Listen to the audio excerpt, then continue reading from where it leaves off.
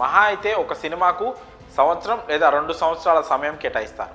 గతంలో అంజీ, అమ్మోరు లాంటి సినిమాలకు ఎక్కువ కాలం తీసుకున్న మాట వాస్తవమే. కానీ అక్కడ బడ్జెట్, విఎఫ్ఎక్స్ లాంటివి ఆలస్యానికి కారణంగా ఉండేవి. అయితే ఇప్పుడు ఆ ఆలస్యానికి కారణం అవి కాదు, సినిమాపై ప్రేక్షకులు పెట్టుకుంటున్న అంచనాలు. ఇప్పుడు వస్తున్న సినిమాలలో అయితే ఏళ్ల తరబడి ఒకే సినిమాకు ఖర్చు చేయడం, సమయం కేటాయించడం బాహుబలి నుంచి మొదలైంది.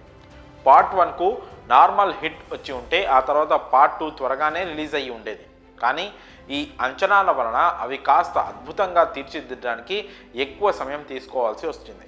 పుష్ప విషయంలోనూ అదే జరిగింది. అప్పుడెప్పుడో వచ్చిన పార్ట్ 1 సూపర్ డూపర్ హిట్ అవ్వడంతో పార్ట్ 2 ఇప్పటికి రిలీజ్ అవుతోంది.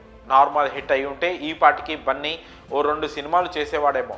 కానీ ఈ విపరీతమైన హైప్, క్రేజ్ వలన మొత్తానికి పుష్ప కంప్లీట్ అవ్వడానికి 5 ఏళ్ళు పట్టింది.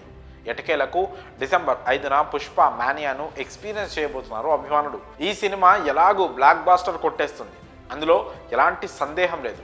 ఎందుకంటే ఇప్పుడు వరల్డ్ వైడ్గా బన్నీకి ఉన్న క్రేజ్ అలాంటిది.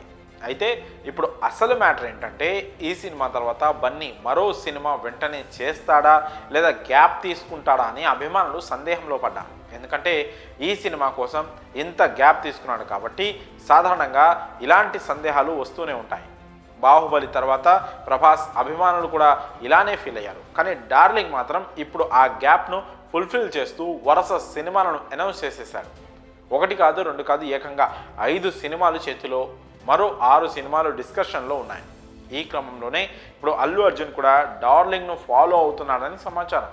తాజాగా జరిగిన పుష్ప 2 ఈవెంట్లో బన్నీ మాట్లాడుతూ అభిమానులను ఇప్పటికే 3 ఏళ్లు వెయిట్ చేయించాను, ఇకపై గ్యాప్ రానివ్వకుండా చూసుకుంటానని మల్లువుడ్ ఫ్యాన్స్ సాక్షిగా మల్లు అర్జున్ ప్రామిస్ చేశాడు. సో అల్లు అర్జున్ ఇక స్పీడ్ పెంచే పనిలో ఉన్నాడని క్లియర్గా అర్థమవుతోంది. ఇక దర్శకులు కథలతో రెడీగా ఉండడమే లేట్. అల్లు అర్జున్ కూడా డార్లింగ్లా నెక్స్ట్ సినిమాతో వింటేజ్ వెర్షన్ గుర్తు చేస్తాడా లేదా మరో పాన్ ఇండియా మూవీకి గ్రీన్ సిగ్నల్ ఇస్తాడో చూడాలి. ఇప్పుడున్న క్రేజ్ చూస్తుంటే డార్లింగ్ తర్వాత ఆ రేంజ్ స్టార్డమ్ సంపాదించడం బన్నీకే సాధ్యమంటున్నారు అభిమానులు. ఇక పుష్ప 2 రిలీజ్ తర్వాత ఏమవుతుందో చూడాలి. మరి ఈ విషయంపై మీ అభిప్రాయాలను కామెంట్స్ రూపంలో తెలియజేయండి.